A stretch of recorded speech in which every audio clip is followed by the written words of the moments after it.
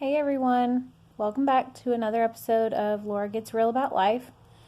This week I want to talk about something that's really a huge part of my life and the life of my children. I want to talk about co-parenting and what that really looks like in real life and what it can really look like in real life. A lot of people assume that in co-parenting relationships there's going to be a lot of drama. There's going to be a lot of negative talk about the other parent. There's going to be fighting and bickering and all this. And while I do know a lot of people that is the case, and it's a very sad situation for the children and for the parents involved. And I guess when I found myself initially in a co-parenting situation, it was like that for a little while. But as time went on and we both started to heal and move on, and we met our new spouses who we're both remarried. Well,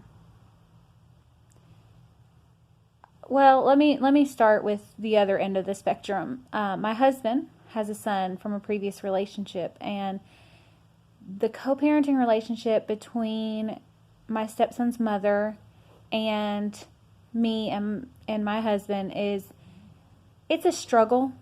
It's really hard.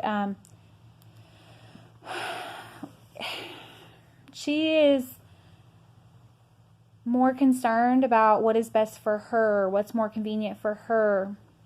And unfortunately, having that selfish outlook on co-parenting and just parenting in general is a really negative attitude to have towards parenting. And so I would say that co-parenting relationship is like the negative end of the spectrum.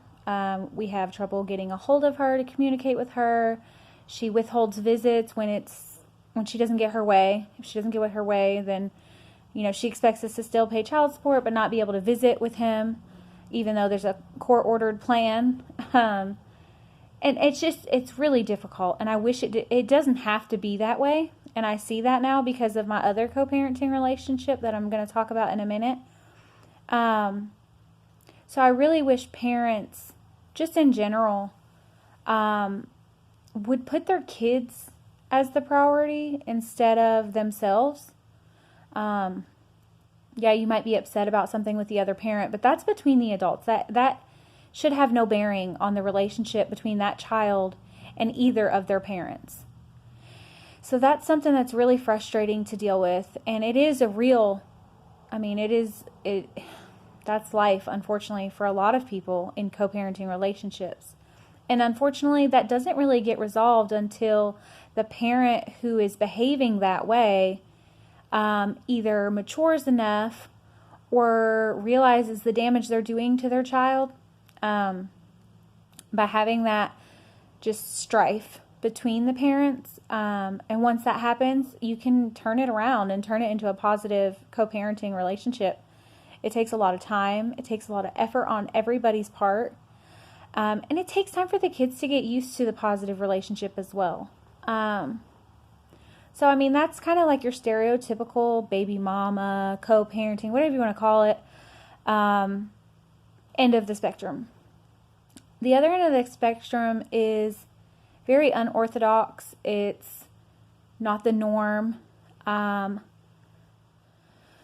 honestly, most people that we run into that we explain our relationship is they find it really strange and off the wall because and I tell her, and as well as everyone I meet, I tell them I could not have handpicked a better bonus mom for my children. She is so good for their father. She is so good to the children, all the children. We share two. My oldest two are their middle two. So my oldest two have 4 siblings at their dad's house, and they have 4 siblings at my house, or will have when this one arrives. And so they have a big family. There's a lot going on. But you know what? She always takes the time and puts the kids, hers and her bonus kids, as the top priority, always. Yesterday we had an orthodontist appointment. I was there, their dad was there, and their bonus mom was there. And it was so comforting to have that, not just another parent there to ask questions, but to have her there, and she wants to be there. She wants to know, like, what's going on with his appointment, what's going on with the x-rays, and like, let's talk about the finances, like all these questions. And it was also because me and her have become, over the last 5 years, she is my best friend. And I know a lot of people are like, no. Yes, she is absolutely my best friend. We text all the time about the kids and about each other and just life. Before each of our babies is born, we go and get pedicures together. We've gone and got haircuts together. We missed a Mother's Day thing at our child's preschool. It was Muffins with Mom. She had to work, and I wasn't able to make it because you couldn't bring siblings. And so what we did was she picked up some muffin mix and brought him over that weekend. And she and I and our 6-year-old, or he would have been 5 at the time, our 5-year-old, we all made muffins together. And then we kept half of them here for, the kids here and all of us. And then half of them they took home so they could share with everyone at their house. And it was just such a positive, uplifting experience for both of us, but as well for him, because he was so comfortable. He was so comfortable talking to her and talking to me with both of us there. They know that they can tell me anything that happens at Dad's house. They know they can tell Dad and Becca anything that happens at my house, because we just have that open relationship. Because usually before they tell the other one, we've already talked to each other, especially if they're in trouble. That is for sure. We will call each other and we're like, these kids, they're making us crazy. What are we going to do? They need grounded. What are we grounding them from? And we make it a plan together. None of us ever say, you're grounded from this, without talking to the other and saying, hey, by the way, this is his behavior, and I think that this is a plan. What do you think? And then we incorporate each other's ideas, and we're like, ooh, I didn't think about that. That's a good one. Ooh, I didn't think about that. That's a good one. So, and we discipline them on the same page. We focus on their homework and appointments and everything together as a group, the 4 parents. And I have to say, I feel like our kids are so much more successful and positive because of that relationship that we have, because we do have such a special relationship. And I think it helps, because I know when they're with their dad and their bonus mom, I know that they're safe. I know that they are in good hands. If anything ever happened to me between my husband and their dad and his wife, I know my children will be happy, and I know that they would thrive and they would be just fine, because they would be so well taken care of. And it's so hard to find just even friends that way, much less becoming part of a family that way. She cares about all of my kids, even the ones that aren't her bonus kids. The other kids she cares about so much, and her kids, other than the bonus kids, are so amazing. I got to talk to 2 of them last night, and they're so much like their mom, and it's so incredible to see such kind-hearted, just genuinely good children. One's 17 and one's 13, and they are wonderful. And then they also have a 3-year-old daughter, and she is so sweet.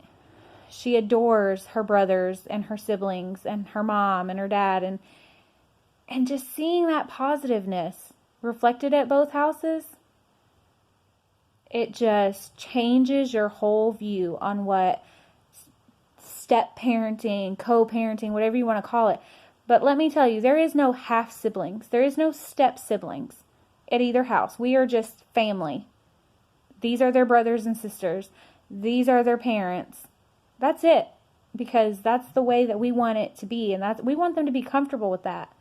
We don't want to be like, oh, well, I have, 3 or 4 step siblings, and then I have 3 or 4 half. No, we're just family. That's it. We talk to each other about gifts that we're going to get the kids for birthdays, or birthday parties or holidays, or who's going to do the Halloween costume, and sending each other pictures when the kids are with the other people on the other holiday. You know, I had them for Halloween, so I sent pictures to their dad and their bonus mom of their Halloween costumes. And, you know, that's the first thing the kids ask. They're like, can we send a picture to Dad and Becca? Can we send a picture to Mama or Papa or whoever? And it's just, they find it so normal. And for me, being raised in a not blended family, it was so unexpected. And I can just tell you that the unexpected friendships that you will find, or could find if you give somebody the time of day, and the love that they can give your children and you too, by becoming friends with that person, instead of saying, oh, they're trying to take my spot. Oh, they're trying to win my kids over. No, they aren't. They want to love your kids. Well, in theory, hopefully that's what they want. And their bonus mom definitely does that. And my husband does that as well. And so, not to brag or anything, but I just wanted to get that out there, that it doesn't have to be all the drama and all the negative all the time. It really doesn't. And it's so much easier on the kids if it isn't that way. They love having us all in the same place at the same time. We don't go hang out on the weekends or anything like that. Well, me and their bonus mom does. But, I mean, we don't all four, like, have a cookout or anything. We might in the future. But it's just, they're so comfortable. And that brings me comfort, knowing that they're that comfortable. So, I just want y'all, if you're in a situation of co-parenting, really step back and think, like, am I the problem? Or is there something I could do to, you know, make this relationship better, or, you know, to get closer with their step parent or their bonus parent? Because ultimately, you're giving your child a huge step up in life by getting along with their other parent and actually being pleasant, not just like tolerating them. Enjoying the other person's company really helps your kids to feel comfortable to tell you things and to tell the other family things. So please, please, please consider this if you're in a co-parenting relationship. And just don't look at what people think things should be like, because people are wrong. It can really be an amazing thing for your family. And I'd really like everyone to kind of step back and just consider the options that are out there. Do you really want to spend the rest of your kids' years arguing with their other parent and fighting every step of the way? No. For what? That doesn't help you or them. So please, please, please look at your co-parenting relationship and see what you can do to fix it. If there's anything you can do to help get things to go more smoothly and get to know each other better, so that you guys can benefit your children in the long run. All right. Y'all have a good one. See you next week.